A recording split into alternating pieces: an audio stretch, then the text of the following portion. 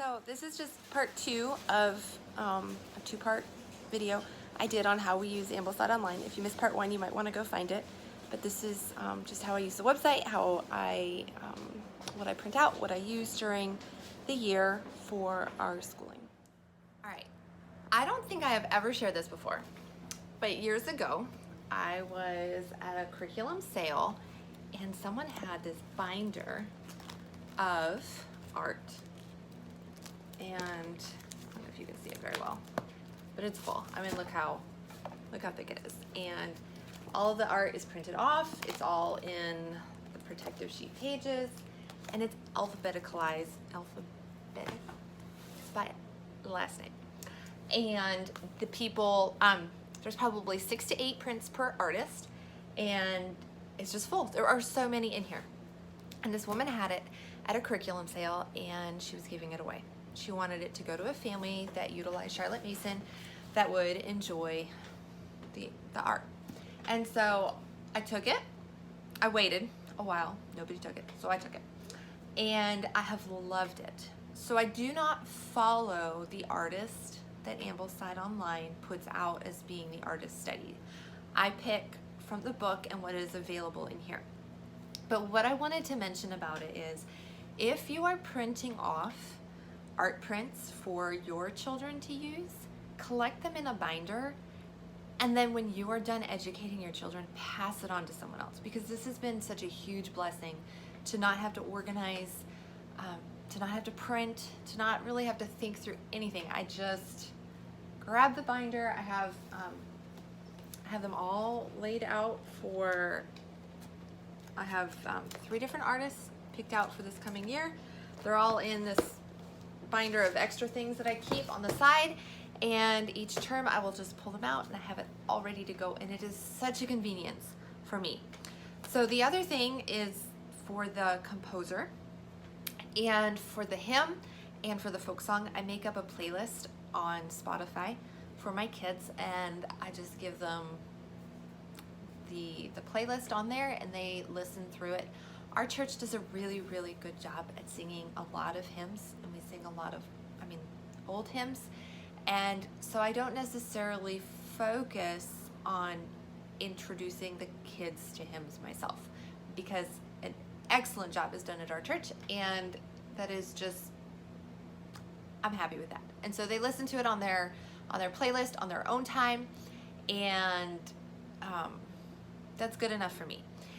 Folk songs, they love folk songs, and it's fun to introduce them to new ones.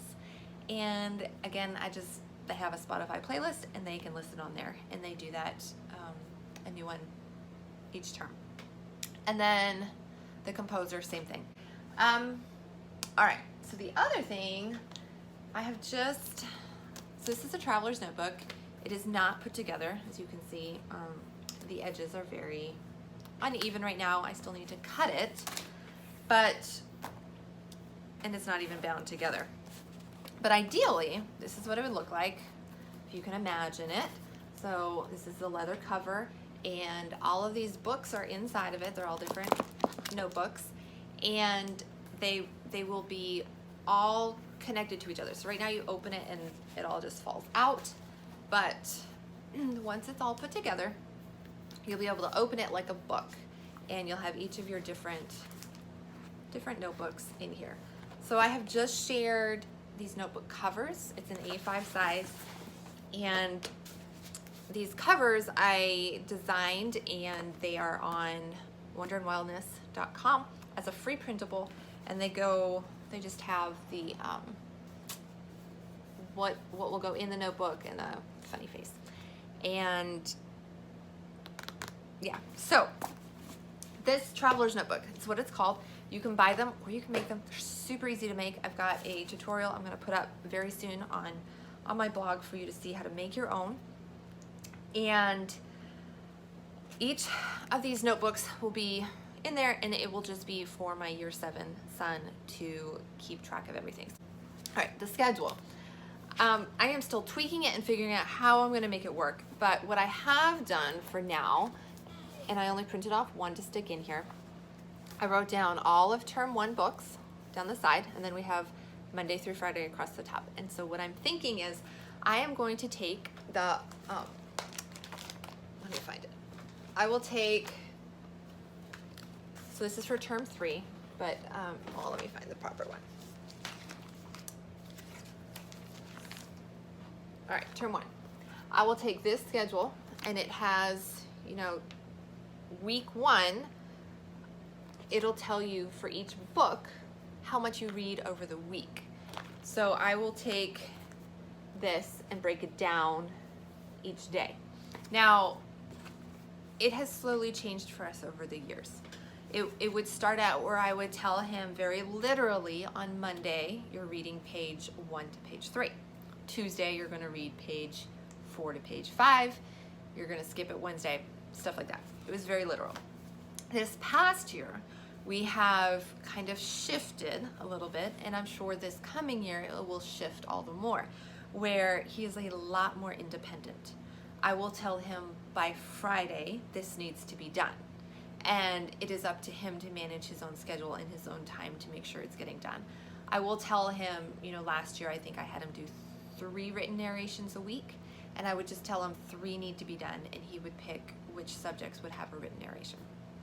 So I'm pretty sure this coming year is going to look a lot more like him moving towards independence in him picking his schedule, and him picking when and how and where to fit things in, as I have an overarching plan for him to fit things in. But, so all that to say, I have made this. It is probably not going to look like me telling him on Monday how many pages to read and Tuesday how many pages to read. It will be more, I'll probably start the year out assigning it for him. And then as we move on in the year and he kind of figures out what he thinks about each book, I'll leave him more to take charge of that himself. But my goal is to help equip him to be independent, but not to leave him feeling like he's drowning and doesn't know what to do. So it's kind of a balance that we take, kind of figure it out week by week. All right, so the last thing, I think the last thing that I have to share about year 7 is we have decided that this year is kind of the year we're really hitting writing hard. We have not done a lot. They've done copy work each year. They've done written narrations. They've done letter writing to people, but there's never really been a formal writing course that we have done. And so they're ready, or he's ready. My year 7 is definitely ready. The ideas are in his head. It's just slower coming out. And so we are ready to hit it hard.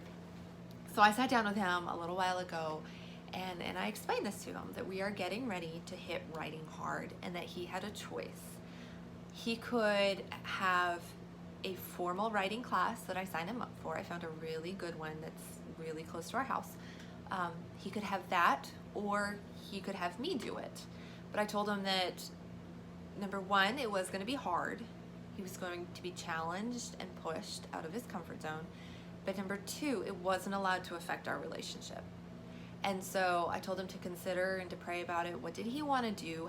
What did he think him being pushed hard would do to the mother-son relationship? And so he thought about it for a little while, and then he came back and he said, Mommy, I think I'd really like a formal class where you're not the one pushing me hard. And so I am happy to do that for him, because I've seen it where boys hit this age and the mom and sons just like butt heads with each other, and I don't know what the answer is. I don't know how to avoid it, but I do know we're very prayerfully approaching this, because I am his teacher, and I am going to push him to do hard things, and his dad pushes him to do hard things, but just trying to find this balance of, I'm your teacher and I'm pushing you, but I'm your mom and I love you, and I want that close relationship with you more than I want to be pushing you hard. And I don't know, it's a hard balance. It's something we're figuring out, but this is how we've decided to tackle the writing portion of it for now, is that he will be with a teacher that is pushing him, and